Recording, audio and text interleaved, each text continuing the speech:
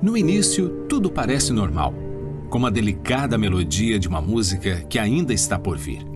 E então, surgem as primeiras notas dissonantes. Períodos menstruais irregulares, acne, pelos em excesso e, muitas vezes, um ganho de peso inexplicado. Para muitas mulheres, esses são os primeiros sinais de que algo não está certo.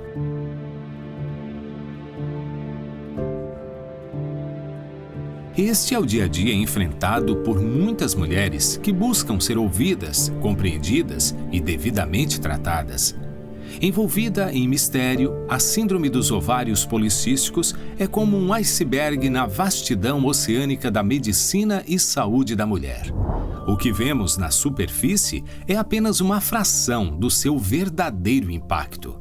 Abaixo da superfície, suas profundezas escondem uma infinidade de sintomas que vão além da infertilidade e dos cistos ovarianos. Desde a resistência à insulina até transtornos do humor e apneia do sono, a SOP é uma tempestade de desafios interligados que pesam sobre a saúde física e mental das mulheres. Porém, a magnitude do seu impacto muitas vezes fica escondida, ocultada pela falta de conscientização e compreensão.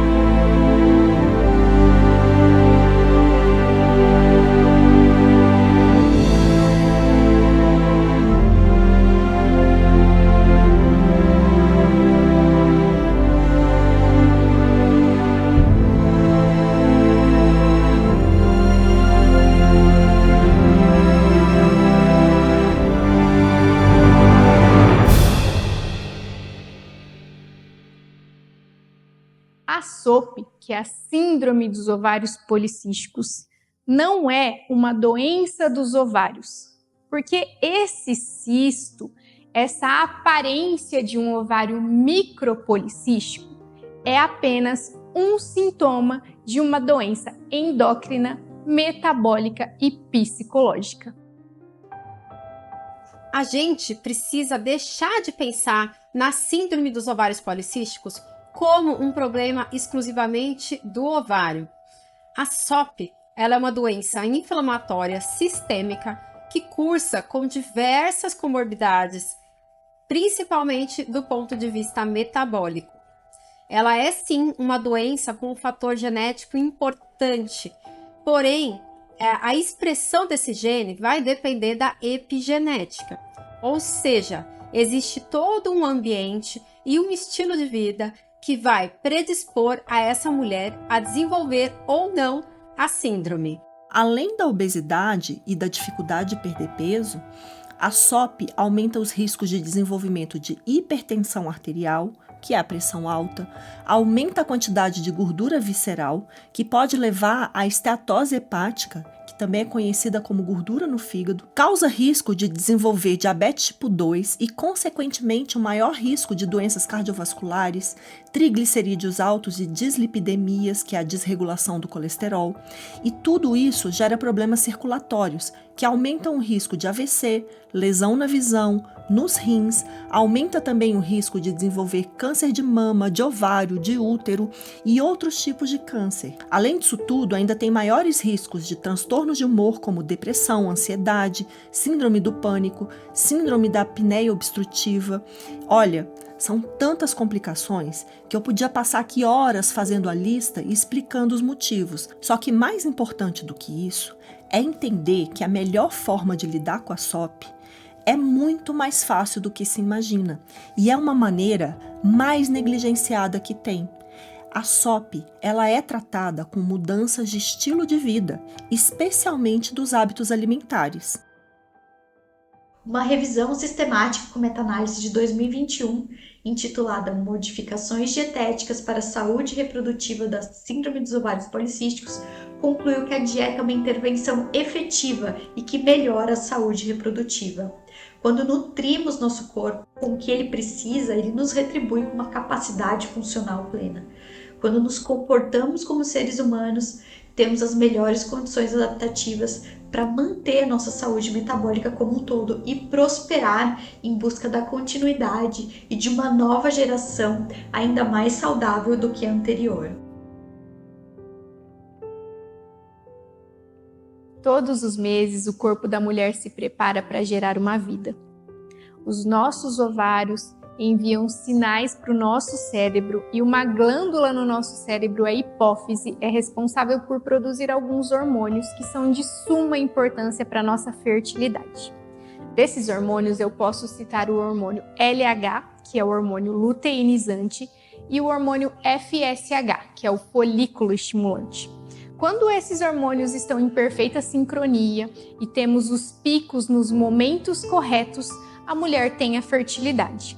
Quando isso não ocorre, um folículo, que deveria ser o responsável por se tornar maduro, romper a parede dos ovários e aí sim gerar essa vida ou ocorrer a menstruação, ele até fica maduro, mas na falta dos picos de LH e FSH nos momentos oportunos, esse folículo fica colado nas paredes dos nossos ovários e ele não se rompe. E é aí que na ultrassonografia nós temos a imagem de um ovário micropolicístico. Mas você compreende que nem cistos são apenas esses ovários que amadureceram, mas não conseguiram romper a parede dos ovários. A síndrome dos ovários policísticos é um acometimento que merece especial importância na condução da saúde, porque é uma alteração que muitas vezes cursa com modificações, deficiências na fertilidade feminina. E por que isso deveria preocupar tanto? Que a capacidade reprodutiva funcionante é um impulso primordial e talvez o mais forte de absolutamente todas as espécies. O diretório primário dos seres vivos é perpetuar a vida de seus semelhantes, de tal maneira que haja uma continuidade, não um encerramento ou extinção. Mesmo que para nós, seres humanos, isso não seja ou não pareça uma premissa tão importante, visto que somos bilhões desse planeta, ainda assim, algo que limite essa habilidade tão primitiva deve, ou pelo menos deveria, acender inúmeros alertas nas nossas mentes. E isso vai além da vontade ou não de ter filhos, da vontade reprodutiva em si. Quando uma mulher perde a capacidade de gerar uma vida sadia, ela querendo ou não filhos, isso demonstra uma grande alteração biológica. Isso atesta que esse corpo está doente, e tão doente que é incapaz de manter sua premissa máxima. Quando a capacidade reprodutiva é afetada por um defeito metabólico, nós devemos atentar à gravidade disso. E é isso que ocorre na síndrome dos ovários policísticos. Perda de cabelo, acne, aumento dos pelos no corpo e no rosto, esses são alguns sintomas causados pela presença de altos níveis da testosterona, um hormônio masculino no corpo do sexo feminino. A síndrome do ovário policístico é causada pela falta de ovulação, que leva ao excesso de hormônios andrógenos, ou seja, um alto nível de hormônios masculinos, como é o caso da testosterona. Mas isso pode acontecer por diferentes motivos e nem todos são bem definidos pela medicina. Entre esses motivos estão o uso de anticoncepcional, inflamação, o vegetarianismo, ingestão de alimentos ricos em fitoestrógenos, como é o caso da soja, e xenoestrógenos, como é o caso do BPA, que vem dos plásticos. Todos esses fatores têm interferência direta nos receptores de estrogênio, mas de longe a principal causa da SOP é a resistência à insulina. Só para ter uma noção, a relação entre SOP e resistência à insulina é tão forte que o principal tratamento utilizado pelos médicos tradicionais é o uso da metformina, que é o medicamento mais usado no tratamento do diabetes tipo 2 no mundo. Na vida de uma mulher, a ocorrência da menstruação é um sinal palpável da capacidade reprodutiva. E é esse sinal que frequentemente se altera com a manifestação da síndrome. Ciclos irregulares e muitas vezes ausentes são os principais alertas para uma investigação. Na natureza, existem sim fatores que determinam períodos de maior e menor capacidade fértil. Muitos animais são reprodutores sazonais. Sua capacidade reprodutiva está limitada a certos períodos do ano. Isso se dá para que os filhotes tenham maior chance de sobrevivência, possam nascer numa fase do ano com mais recursos naturais disponíveis, como água, alimento, uma temperatura mais amena. Nós também temos esse poder adaptativo. Um exemplo é a amenorreia, ausência de menstruação e ovulação em mulheres extremamente desnutridas. O corpo está tão privado de nutrientes que seria uma agressão ainda maior o risco de gerar outra vida. Sendo assim, é uma forma protetiva da nossa espécie. Melhor esperar para que tenhamos mais alimentos disponíveis e para que a mãe e o bebê possam prosperar. E então aí vemos um outro sinal de alerta, porque nós estamos numa fase da nossa evolução que a grande maior parte de nós tem abrigo e comida disponíveis o ano todo. Não estamos mais à mercê das variabilidades do ambiente. E mesmo assim, nossas taxas de fertilidade vêm caindo de maneira muito preocupante. Em algumas projeções, estima-se que até 20% de mulheres de certas populações possam estar acometidas com a síndrome. É um número importante e sinaliza o quanto nosso comportamento e nosso ambiente estão inadequados à nossa saúde. Na síndrome dos ovários policísticos, nós encontramos níveis aumentados de hormônios androgênicos, o que desequilibra o ciclo hormonal normal, impedindo a ovulação e trazendo outros sinais e sintomas característicos da síndrome, como aumento dos pelos corporais, acne, maior relação com a diabetes tipo 2 e com a obesidade. Os causadores da SOP vêm sendo discutidos por décadas. Um ponto em comum na imensa maior parte dos casos é uma sinalização excessiva nos ovários para a produção de hormônios androgênicos como a testosterona. E esse principal sinalizador parece ser um excesso da insulina circulante. A relação entre a SOP e a resistência insulínica é bem clara e pode estar aí a grande chave no aumento dos casos de infertilidade. A insulina, ela tem a capacidade de aumentar a produção de hormônios masculinos pelos ovários, porque quando ela está em excesso, ela estimula as células ovarianas a produzirem mais andrógenos. Esse aumento exagerado dos níveis de hormônios andrógenos pode interferir na maturação dos folículos ovarianos e atrapalhar a liberação adequada dos óvulos. O resultado disso são ciclos menstruais irregulares e a dificuldade para engravidar. Além dessa elevação dos hormônios masculinos, a resistência à insulina ela também pode causar um desequilíbrio nos níveis de hormônios femininos, como o estrogênio e a progesterona, que são essenciais na regulação do ciclo menstrual. E isso pode levar à ausência ou irregularidade da menstruação. Por isso, as características ou os sintomas principais das mulheres com SOP incluem uma enorme dificuldade em perder peso, podendo chegar à obesidade, a presença de pelos por todo o corpo, inclusive no rosto, o excesso de acne, uma perda anormal de cabelo, isso sem contar com os distúrbios do ciclo hormonal que podem causar alteração de humor e do sono, que são motivadas pela ausência da menstruação. E tudo isso gera a presença de cistos nos ovários, que gera aquela dificuldade de engravidar característica de quem tem SOP. Hoje é muito mais aceito a gente dizer, sim, a hiperinsulinemia ela é um dos causadores centrais da SOP, né? E essa hiperinsulinemia ela pode sim ser por conta de uma transformação metabólica que vem através de maus hábitos ou também de origens genéticas.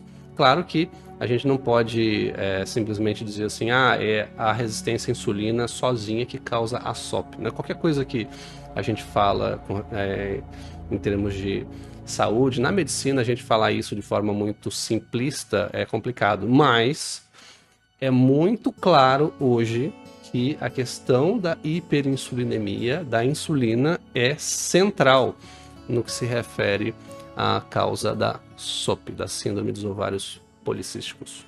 Resumindo um pouco o funcionamento da insulina, ela é o hormônio responsável pela retirada do excesso de glicose da corrente sanguínea. Depois de comer uma refeição cheia de carboidratos, sejam eles em forma de amido, de açúcar, de lactose, Mais cedo ou mais tarde, todo esse carboidrato vai ser transformado em um monte de glicose que vai parar na sua corrente sanguínea. Isso causa picos de glicose que precisam ser rapidamente corrigidos, e o responsável por essa tarefa é esse hormônio chamado insulina. Então a insulina, ela é o hormônio responsável pela retirada do excesso de glicose da corrente sanguínea depois de uma refeição. A primeira opção para a insulina funcionar é abrir um caminho que faz com que essa glicose que está em excesso no sangue entre nas células do corpo para ser transformada em energia.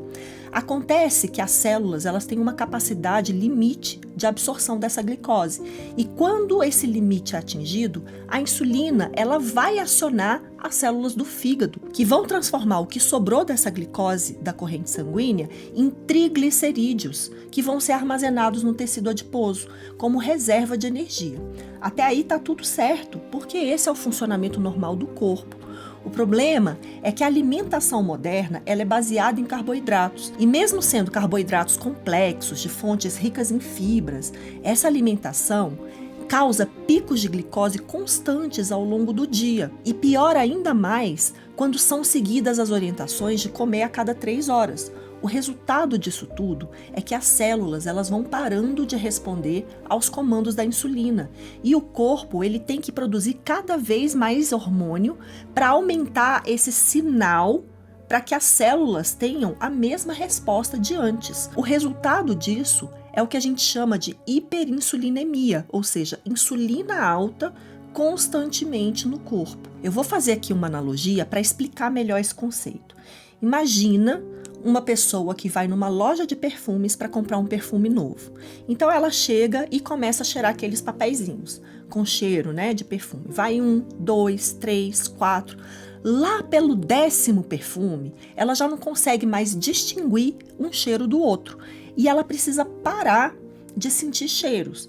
Isso está acontecendo porque lá no nariz a gente tem células com receptores para todos os tipos de cheiros. E quando a gente começa a hiperestimular essas células, como é o caso de você estar experimentando ali muitos perfumes, essas células, elas começam a diminuir a quantidade de receptores para se defender.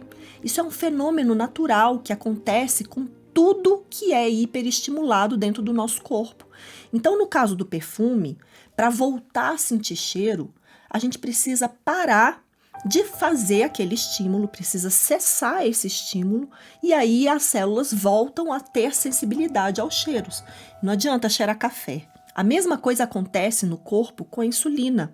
As células, elas diminuem os receptores para a insulina quando elas estão sendo hiperestimuladas. Só que ao invés de cessar o estímulo, a gente induz o corpo a produzir cada vez mais insulina com a ingestão constante de glicose. Isso é o que chama resistência à insulina, que gera níveis mais altos desse hormônio no sangue, já que o pâncreas precisa produzir mais insulina para compensar a resistência. E esses níveis elevados de insulina causam diversos efeitos negativos no corpo, incluindo nos ovários.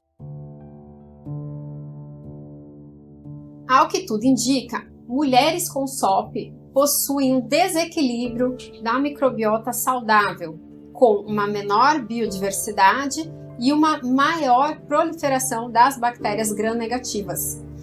Esse sistema em desequilíbrio pode explicar diversas situações que acontecem na síndrome, como, por exemplo, a síndrome metabólica, a resistência à insulina, as alterações de sono, as alterações dos níveis de FSH, maior predisposição ao desenvolvimento de doenças mentais como ansiedade, depressão e a inflamação crônica de baixo grau. Não tem como a gente falar em tratamento de intestino sem pensar, em primeiro lugar, na alimentação. Porque é através da alimentação que eu vou fazer toda essa modulação intestinal. Porque foi a nossa alimentação, é a nossa alimentação ocidentalizada, pobre em fitoquímicos, rica em produtos processados, em aditivos químicos, açúcares, gorduras, farináceos, gorduras artificiais, né? Farináceos, ela é que contribui para esse aumento da obesidade, para esse aumento da desbiose, o aumento da permeabilidade intestinal. Então, a primeira coisa que a gente precisa fazer é mudar a alimentação. retirando aquilo que está prejudicando em primeiro lugar. Antes de pensar numa dieta anti-inflamatória, eu preciso pensar numa dieta não inflamatória. Primeira coisa, retirar os alimentos que estão contribuindo para esse estado de inflamação subclínica e crônica. Depois eu vou pensar na dieta anti-inflamatória, que é uma dieta rica em antioxidantes, em fitoquímicos, em fibras, ou seja, alimentos que vêm da natureza, comida de verdade. Quanto mais colorida e variada, melhor. Agora, se eu estou com sobrepeso, eu preciso pensar também na restrição calórica e na diminuição da carga glicêmica dessas refeições para a perda de peso poder acontecer. O tratamento com probióticos e suplementos deve ocorrer somente após toda a mudança do estilo de vida. Ou então, eles não vão fazer o efeito esperado, tá? Existem algumas pesquisas com cepas de probióticos específicos para a modulação dessa microbiota intestinal, e também o uso de alguns suplementos parecem muito promissores no tratamento da SOP, como o uso da vitamina D, das vitaminas do complexo B, o ômega 3, milinositol, melatonina, metformina e N-acetilcisteína parecem promissores. Porém, você precisa fazer a sua parte para manter o estilo de vida saudável e dar a base para esses suplementos poderem funcionar corretamente. Além das mudanças na alimentação, outros aspectos do estilo de vida são importantes para o sucesso no tratamento da SOP. Dentre eles, a regulação do ritmo circadiano, a atividade física, a redução à toxicidade ambiental e a redução da carga de estresse. Regulação de ritmo circadiano, o que é isso? É o controle interno do meu corpo de entender quando é dia, quando é noite.